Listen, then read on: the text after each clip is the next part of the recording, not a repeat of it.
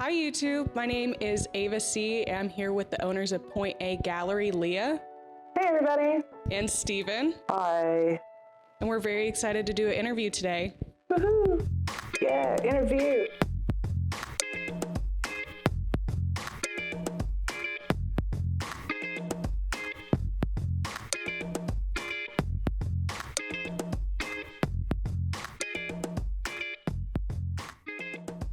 How would you describe this place exactly? Like one of the hubs of the LGBTQ community?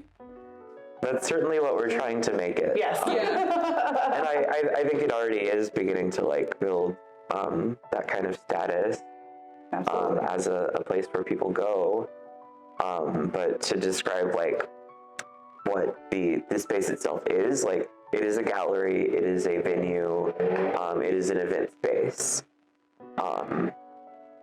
And like we want it to be a place where people are comfortable to just come hang out and do things casually, but we also love to put on shows, drag shows, burlesque, comedy, live music, anything people want to do on our stage.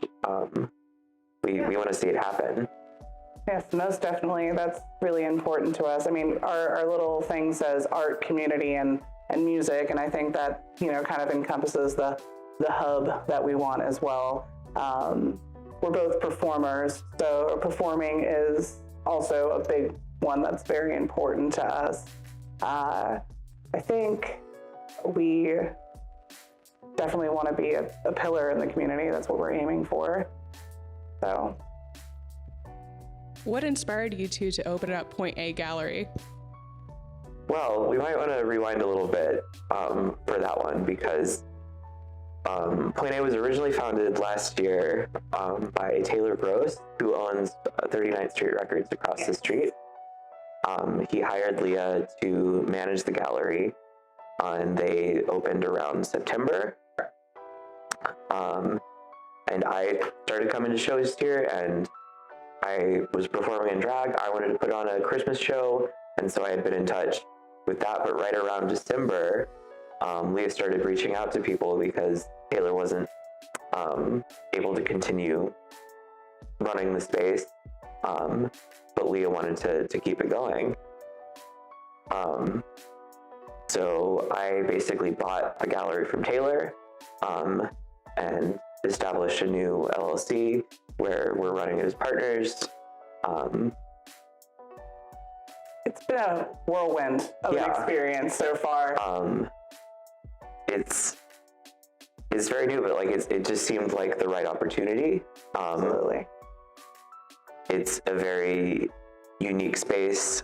It has a very awesome location right here on 39th Street. It has a lot going for it, like already, that I can't necessarily take credit for, but I feel lucky to like get to be involved. That's nice that you guys kind of sprung into action and saved this place. You know, I feel like that's very noble of you two to keep it going and to add more stuff to the community. What everybody kept saying to me was like one of the most important things, like, about this place, even before Stephen came on, it was just like, we need something like this on 39th Street, something that's a different option than bars and clubs, which we love the bars and clubs. We've been going to Angles and Tramps forever. But just, it's nice to have a different option for 39th Street, just for some people who don't want loud music and just want a chiller type of environment. But we also have nights where it's loud music and not as chill as well. Well, it's cool that you guys have like actual activities that you can do. It's not just in a sleazy bar all the time, or like you don't have like Not that these bars are sleazy, mind you. no, but I mean like in general, just being in a bar environment. Sure, you know? yeah, absolutely. I do. I definitely understand. Also, you know, it's just one thing is I came from a variety troupe. I came from Bang Bang Queer Variety Punk Group. Queer punk variety. Yeah, that's fine. He's not even a part of it. He guest spots there. I am going to be in their next show. So am I. So I'm working my way in. That's right. But variety shows have always been a big part of what I wanted here, because I I don't want just it to be a drag club. I don't want it to just be a burlesque club. I wanted it to have all the fun things. Hence date night with the Martin Duprasses. Yeah. Sorry, that's an inside joke. I mispronounce their name all the time. Got it right on her first try. Does that mean I've been mispronouncing their name? Martin Dupress, right? No, that's correct. Oh, okay. I've been calling it something else. Oh, okay. I think I've been calling it the Duprees, which is incorrect. But we're not going to spread any more misinformation No more misinformation. on YouTube about the Martin Dupress. They're very nice people. They're very nice people. Very funny. Yes. They're very fun people, and I like their couple dynamic a lot too. And I know this is odd, but I like the dollar store prizes that they bring. Yeah. It brings like a competitive side out of me. I'm like, I want that prize. One time they showed up and they hadn't had a chance to grab a prize before the show, so we just kind of like scrambled for things that were cast aside and left by other acts and performers. Like I think there was a pair of drumsticks. Yeah. We have an ongoing collection of rhinestones and pieces of jewelry that have fallen off of our performers. Yes. And as everybody knows, they're very expensive. So we are eventually going to make a collage. Yeah. We're going to get there. That's fun. How many different artists do you think you feature in this gallery? It's a couple dozen, like. Yeah, 20 plus in for the, sure. In the dozens. Yeah. We try to stick to LGBTQIA, local marginalized people, and women when we choose our artists.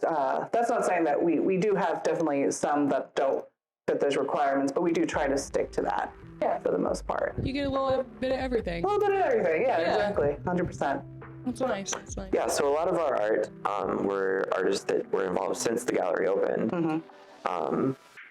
And so we've just kept up those relationships. Absolutely. And then we've met new artists who have come in and asked if they could show their work, and kind of just through word of mouth, having different events, meeting different people in the scene. Like, we know a lot of artists, and people who are interested will reach out to us. We might reach out to some people if we really like their stuff and want to see it in the space.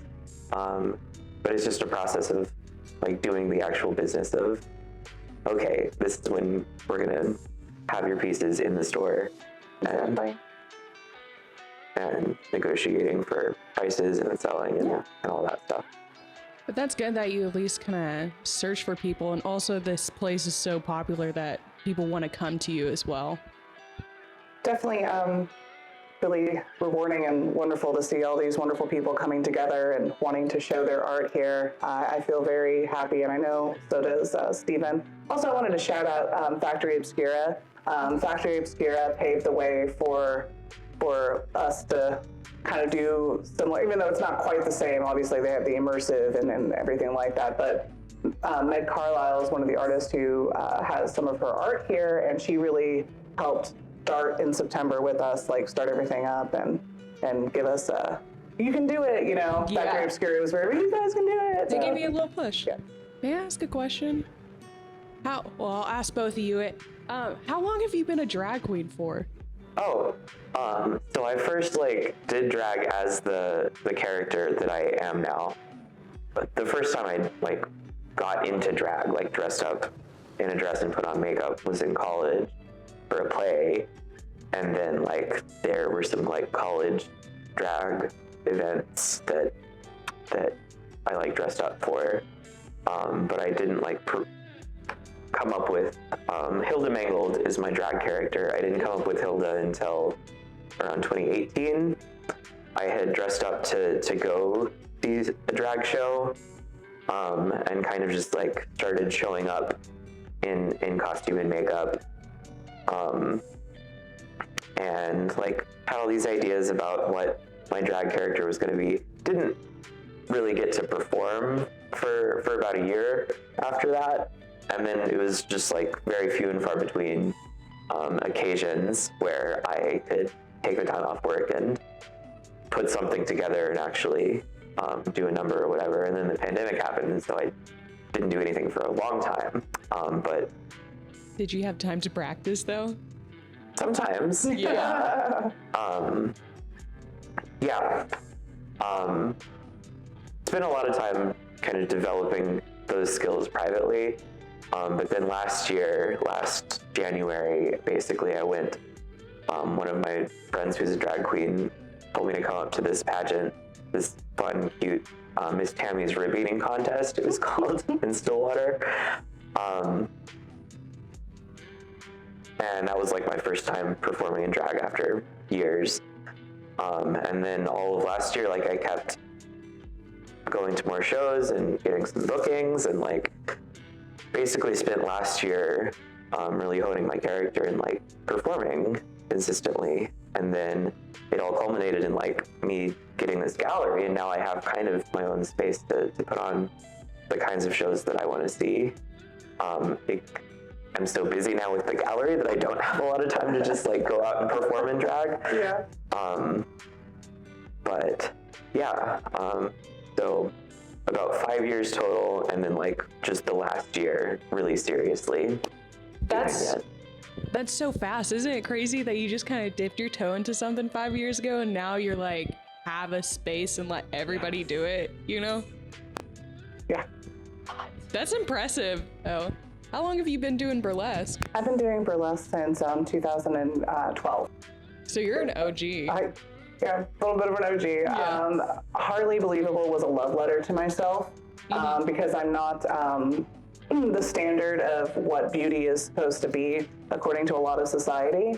So when I finally was just like, I'm just gonna do this. I'm just gonna have the strength within myself to get up there, get on stage, and just show them what I'm about. That's what I mean by being a love letter to myself. Harley is everything that I sometimes need to be in life. Like, she's my kooky side, she's my strong side, she's the side that like just lets me go up there and do the damn thing. And sometimes in life, I need to have that attitude too, just do the damn thing.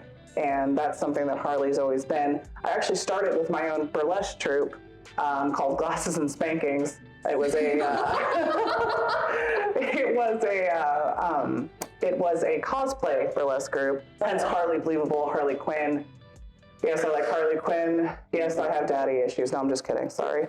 We can cut that later. I'm right there with you. Yeah. We're in it together. Do you also have daddy issues? Oh my God. That'll be for a whole other interview. Yeah, we can get into that. It's an interview with our therapist. Yeah. As well. But I started performing with Bang Bang around 2015-16.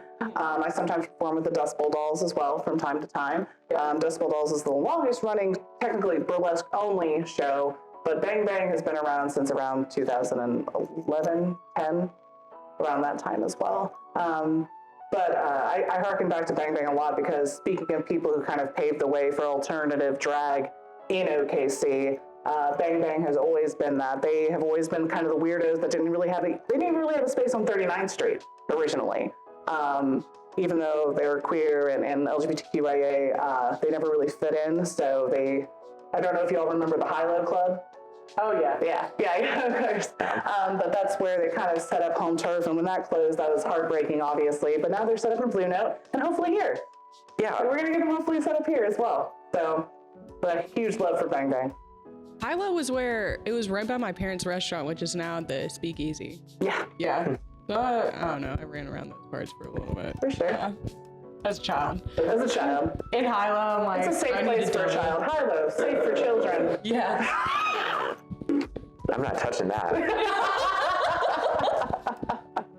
Do we want to walk around and y'all show me some of your favorite items? Absolutely. Well? Okay, because that was my next question in my head. So this is my favorite piece, one of my favorite pieces in the gallery. It's by Meg Carlisle. It's called Feminine Rage, and it is. So the reason why it's cool is because after Roe versus Wade got turned, what Meg Carlisle did was she took pictures of everybody's different women's faces screaming. So these are all different women's faces. And after Roe versus Wade, she put it together after it got overturned. So it just really speaks to me in a personal level. And it's also kind of demonic, which I love because I'm a gothy kid. But also, you know, it has little different vaginas too. That's fun. Feels like home. It does. Yeah. It really captures that moment so well. Because I felt the same way whenever Roe versus Wade got turned. I was very upset. Furious. So it just really captured that as well. But that's my favorite. Nice, beautiful. Do you have a favorite? Well, no, I'm not gonna bring it over there. Oh, yeah. I really like this statue. This is made by my friend David Wood. And I just think he has a really cool and unique style. And this was one of the first like non-wall pieces that we got. So like having something physical and that really takes up the space. I love that it uses kind of like recycled materials and just a bunch of different stuff collaged together. And then overall, like the very like symbols and use of lines, like I just think it's really cool. This one's called Parable of Haima.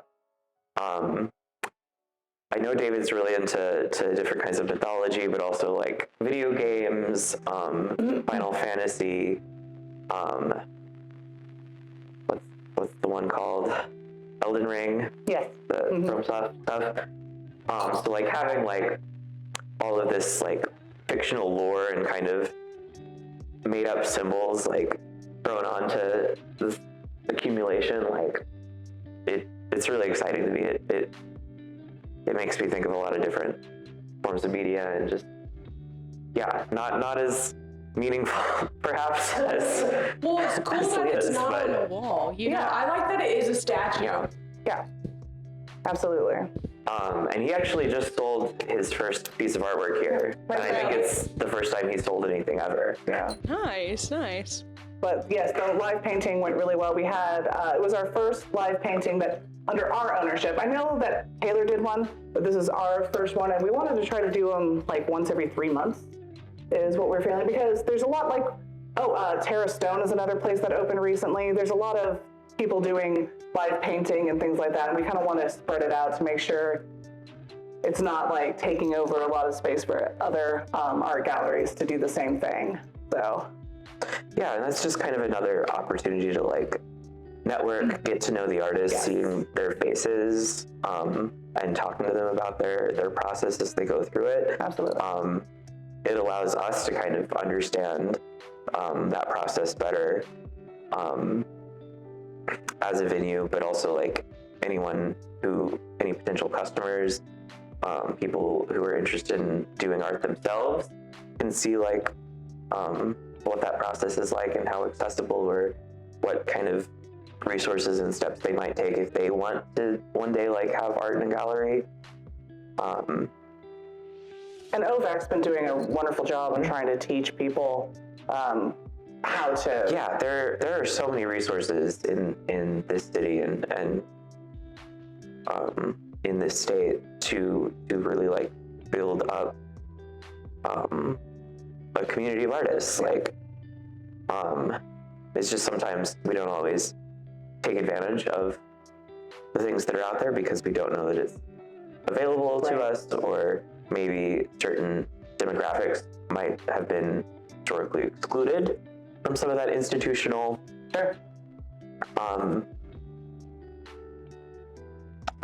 like community building efforts. And so like that is where we want to step in as a hub and be like, hey, if you are a marginalized artist, if you're queer, if you're trans, if you're a person of color, if you're indigenous, if you're disabled, if you're neurodivergent, like we want to help you be successful and do what you love to do and be creative and just like be free. And speaking on the word community, I think I am a parent. I have kids, and Oklahoma tends to focus a lot on family as a community, as in like nuclear family, like husband, wife, that type of family and community in OKC, but I feel that there is not many places for people who don't have a traditional family to go, and I think that's one of the important things that we're building here as well. One thing that's kind of close to my heart, my son, he is trans, and part of the reason why he left for California is because he had no sense of community in Oklahoma. So being able to bring that for other people and for other young people, especially young trans youth, is very important to me, and I know it's very important to Stephen as well. So yeah, to let them be comfortable in a state where it's, you know, not as common or accepted. Yeah. Well, do you have shows that happen repeatedly, like they're on a schedule, like every other Thursday or stuff like that?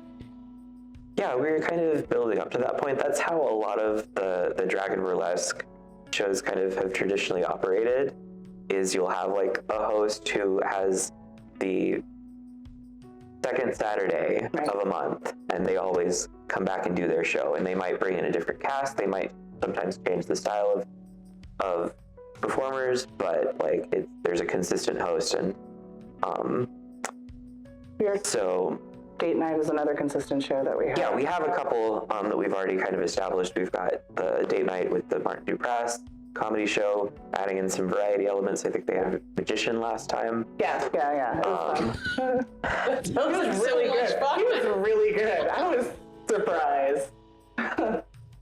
Shackelford, right?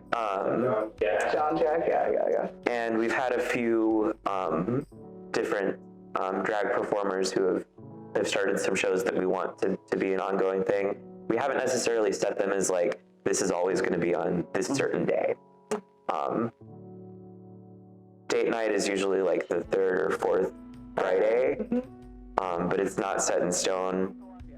We're trying to... I think the only thing we have set in stone is the first Thursday of every month is VHS Madness. What's that? It's one of our 420 with your OMA card, of course, friendly shows where you can sit and watch a movie and have popcorn and so VHS and Chill. Yes, I don't know if that's like his individual brand or like it's his the name of the event that he puts on, yeah. But like basically he's got a screen and projector and an old VHS and video cassette tapes with a VCR, and just has all that equipment, brings it to a pop-up like here or at some other venues, and we watch a movie. So last month it was Moulin Rouge. Ooh. Do we know what the next one's going to be yet? Yes, Heathers. That's going to be good. Someone suggested Forrest Gump. And honestly, like, I think we might have to do it. Do you know... Sorry, I apologize. No, you don't apologize. Do you know which one would be good? I don't know if you've seen it. Fantastic Planet. Oh, I love Fantastic Planet. Yeah, that one's good. We're definitely thinking of some deep dives like that for sure. Yeah. Yeah, and we might even branch out and in addition to the VHS one, like have other kind of screening type of events. Documentaries, or I really love art house films. Yeah. I also really love horror films. Yes. Yes, horror. So, and there's lots of like fun queer stuff in all of that like I think Heathers is a good start. Yeah, it's a very queer-centric movie, for sure. Someone's got to teach the children. Someone's got to do it. Yeah. Well, what other events do you have coming up? We do have some great things going on in March. We have Abandoned Alien. They're gonna have a show. We're gonna they have like they're bringing it's gonna be like 4 bands total. That's in the beginning of March. I think March 2nd. We are gonna have a 420 themed drag show. 420 themed drag show. The folks from Pride Cannabis down the street. Love Pride Cannabis. Think we're gonna do something for St. Patrick's Day. Yes. We have a lot of stuff really planned out in advance. This one's gonna be kind of last minute and casual. Just come and party. Like we'll have beer. We might have some like street performers and a live musician later in the evening. but we just want people to come hang out and celebrate St. Patrick's Day. I am making an event calendar tonight for March, so don't worry. You'll see it soon. Also, one thing that I wanted to talk about is the Mural Festival that we are doing here at Point A, which is going to be in April 10th through the 14th. And essentially our patio has this beautiful space out here that has some nice white canvas to paint over. And we are going to be just more of the 12th, 13th, 14th. We're going to have like vendors and live music and performers and things of that nature while people are painting outside. In the meantime, we're also going to have a couple days in March where we just bring people out to help us clean up, maybe grill some hot dogs. Yeah. Hang out, get some work done to prepare for that mural event. So if you want to volunteer, you can email me at Leah Allwell. Or if you just want to come watch us like scrape paint off a wall, we're gonna make it. We're gonna make it cunt. Make it. Yeah. It's gonna be awesome. Well, that sounds amazing. It'll be fun. Yeah. Well, is there anything else you two would like to add? Thank you. Thank you for having us. Just talking to us, like Well, thank you for letting me interview you, especially as the first one. Yes. Thank you. Keep on supporting 39th Street. Keep on supporting Plaza District. These are all the Paseo. These are all important places with a lot of rich queer history. And in Oklahoma, it's very important that these places stay. Yeah, it's easy to take for granted that Oklahoma is such a hostile place for our community because of the stuff that's going on in the legislature, because of the way certain communities talk about us. Yeah. But that doesn't mean that we aren't here. That doesn't mean that we haven't always been here. Yes. And like there is history, there's community, there are resources if you look for them, and there are people who are working to do that work and connect it to the public as much as they can. Speaking of, if you ever wanted to look up the history of queer, the queer history, check out UCO. Yeah. They have an awesome library and archive of the Women's and LGBTQ Student Center. Yep.